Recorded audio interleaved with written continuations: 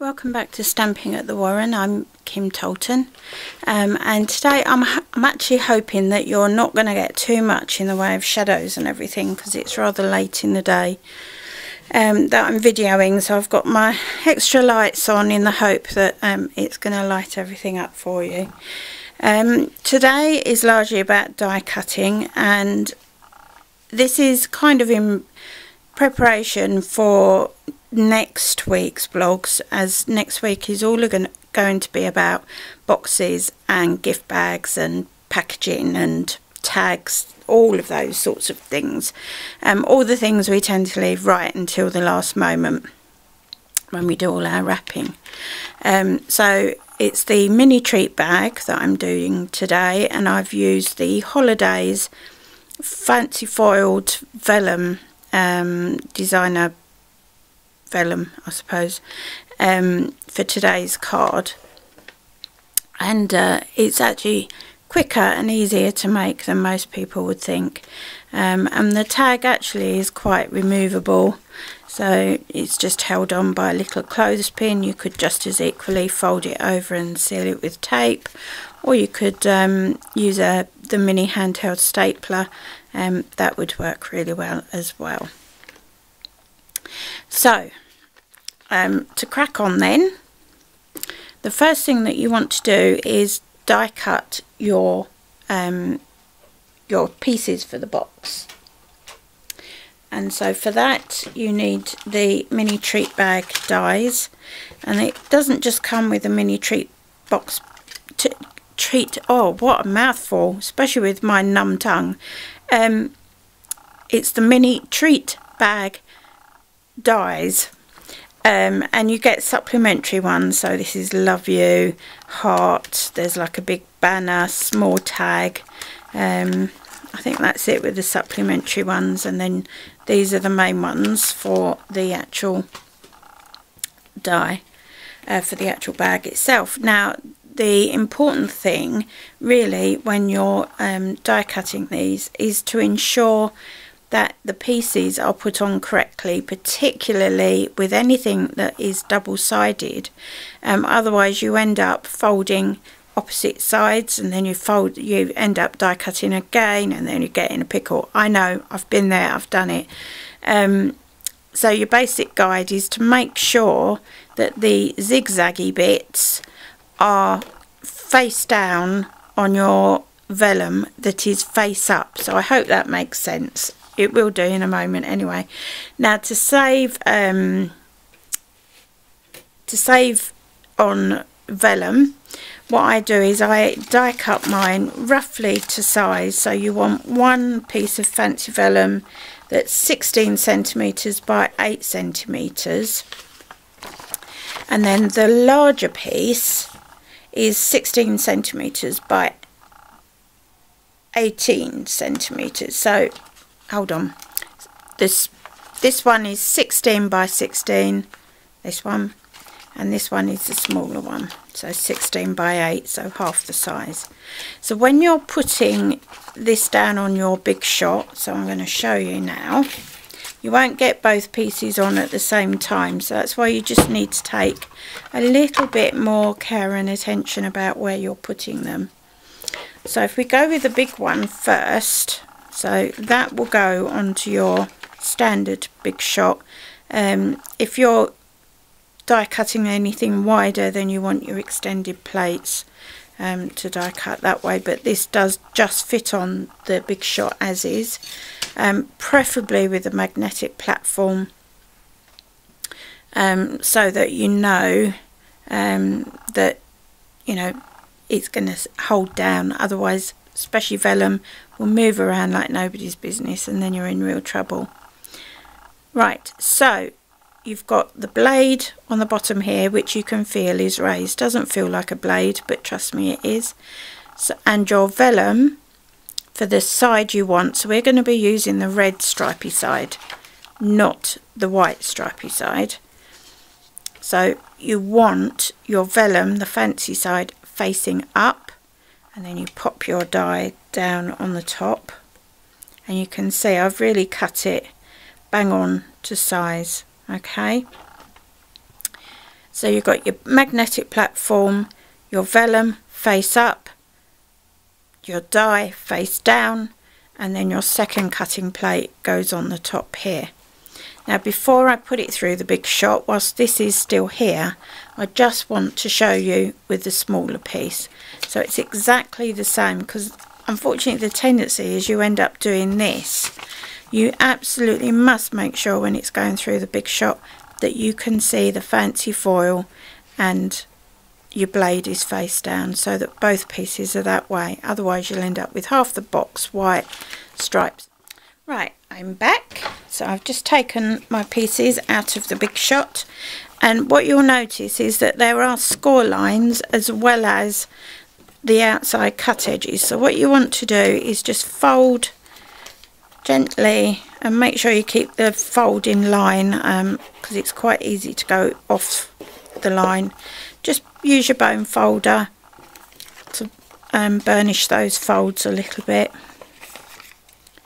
Use your finger first to get the feel of that fold. See, I've gone off.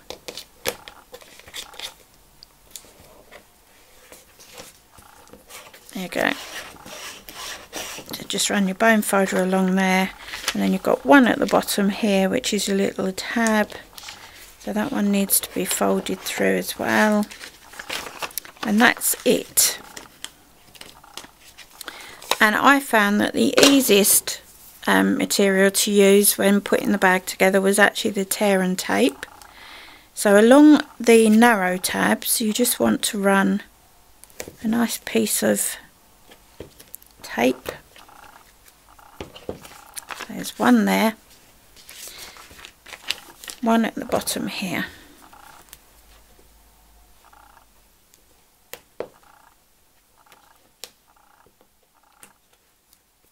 Okay,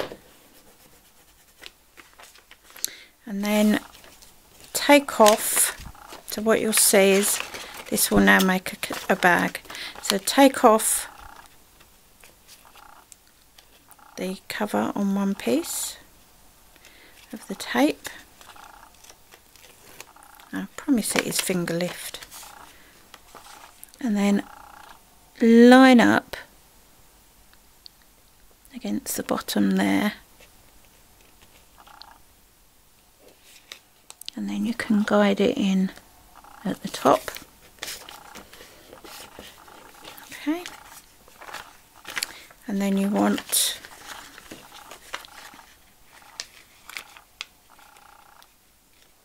and see, they're going like that. So you just want another piece of tape that is going to go down this edge here.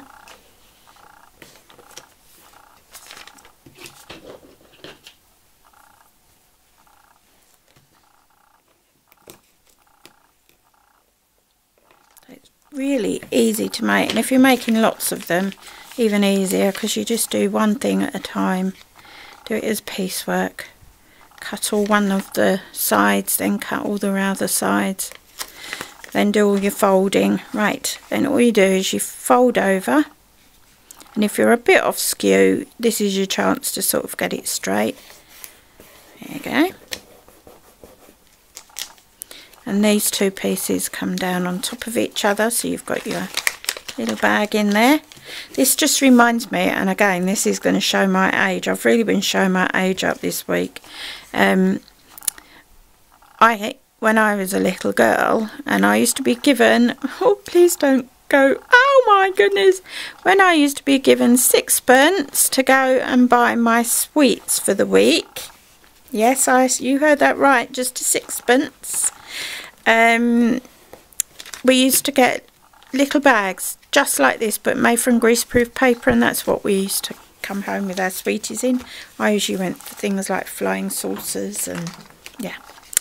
Anyway, so that's your actual little bag made. Alright, so what you want now is your tag. So I'm using the Holly Jolly Greetings stamp set, and I'm going with a piece of real red cardstock, but I'm stamping my cherry cobbler, purely because I just want that snowflake to stand out a little bit more than more of a woodmark effect, which is what you would get if you did real red on real red. So just stamp that down here. You can see this is where I did my one earlier, and there's your little snowflake. And I will have to run over the other side in a moment because I've left one of my acrylic blocks over there. Okie doke. So next you want your 2-inch circle punch, and this fits beautifully for that little snowflake in there. So just get your snowflake as centered as you can and pop it out. There you go. And then your next job is a bit more die cutting. First of all, just use your paper piercing tool just to make a tiny little hole. If you've got a handheld hole punch, use that. I'm just using my piercing tool because it's just for a piece of silver cording trim I'm using here. So just feed that through the hole, pull it through. So it doesn't want to do it. Pop that through. Just pull it through and then snip it off.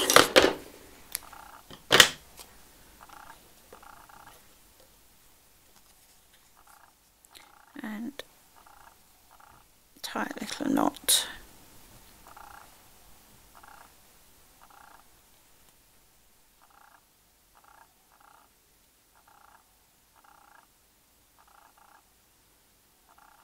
Doesn't want to play ball. It's probably more difficult for me looking through this with the lights on than it is for you watching actually. Right, so just snip your untidy ends off. And next is going to be one of the Christmas greetings, using one of the Christmas greetings dies. So you've got holly, peace, and there should be another one in there. There's peace, holly, is it holly? Jolly. Right, I think we'll go with jolly this time. And a piece of whisper white cardstock. Again, I trim it roughly to size, just snip a piece off. And it's exactly the same sandwich that we used before. So you have your magnetic platform. If you don't have a magnetic platform, then obviously just use your multi-purpose platform, and you can use post-it notes just to hold the die and the cardstock in place to stop it moving around. And then when you get a chance, upgrade and go for a big shot with the magnetic platform.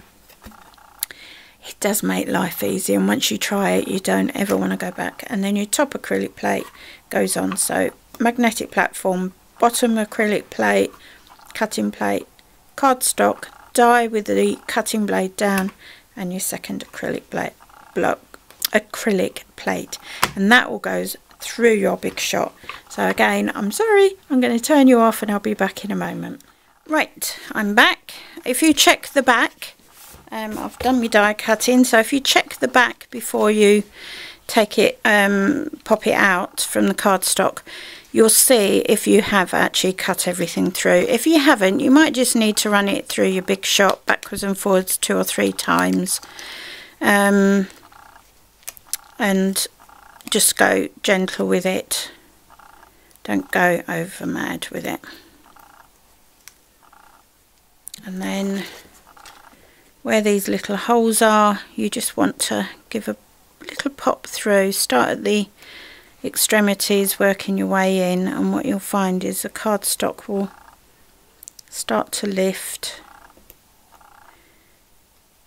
I found sometimes with dies, if they're fairly big, you can get away with sort of giving them a sharp rap against a table or something, but with these more intricate ones. I did try it on the new platform for very intricate dies, and I didn't find it worked with these particular sentiments, but it worked beautifully with the embellished ornaments and things like that. And then all you want to do is, where there's little bits of cardstock left in, just give them a bit of a pop with your paper piercing tool, and everything will just pop out. And just be gentle. And these dies leave the most beautiful beveled edge. So they really do have a beautiful three-dimensional appearance. So to stick that on, you ideally need the fine needle, fine tip glue pen. Now this will overlap, so you will have bits going either side, but I rather like it. You could go for the 2.5 inch punch if you wanted to, but I was trying to keep things in proportion, and I didn't want an overly large tag on what's quite a delicate little bag. Right, so just gently hold your die in one hand, and that's right, a little bit of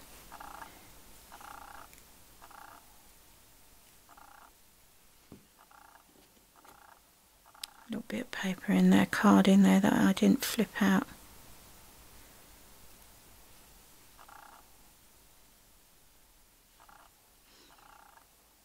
Now it's going to stick on all the glue.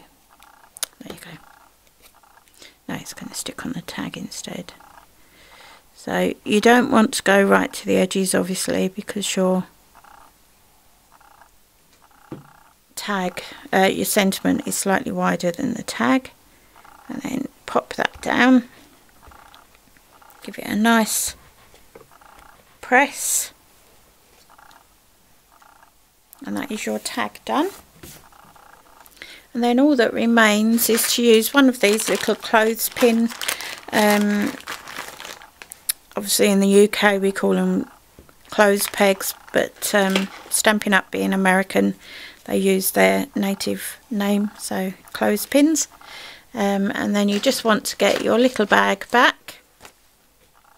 You will pop in your lovely little bits in here, and then you can decide which side you want to have forwards. You can fold the top down if you want to. I'm leaving it like this until I've filled mine, and then pop in the clothespin on, just so I know what I'm doing. And then once I've got my little goodies to go in there, it's usually a couple of gingerbread men or ladies for my grandchildren, so that's what will be going in these this year. And yeah, once I've finished, then I'll flip the top over and put the clothespin on, and that will be that ready for their little treats. It's a great idea doing something using these little mini treat bags for the Advent as well. And what you could do, if you use 2 narrow pieces, you will get much narrower strips, so you could use those for quite fine little treats or lip balms and things like that. If you want a wider bag, then you just use 2 large die cut, 2 of the large dies instead, and put the bag together, and it you know, it works really well. Make sure you pop your lid on your fine tip glue pen. Right, one teensy wincy piece of stamping, and that's for this little sentiment here, which just says wishes, and it just finishes off the sentiment, and that otherwise you've just got this jolly on there, and okay, so jolly wishes. And I just used my hands, my scissors. Well, I suppose it is my hands, isn't it? So just go across with your scissors create little banner ends, which is really easy with your paper snips because they are so sharp. I love my paper snips.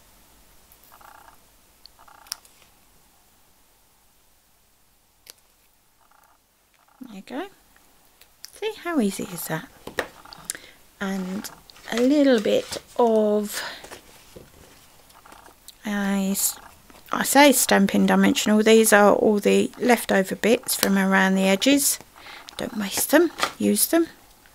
And I'm just going to pop that on the back there, just to pop up the little wishes, and pop that on in the middle there. And there you have it. That's today's card.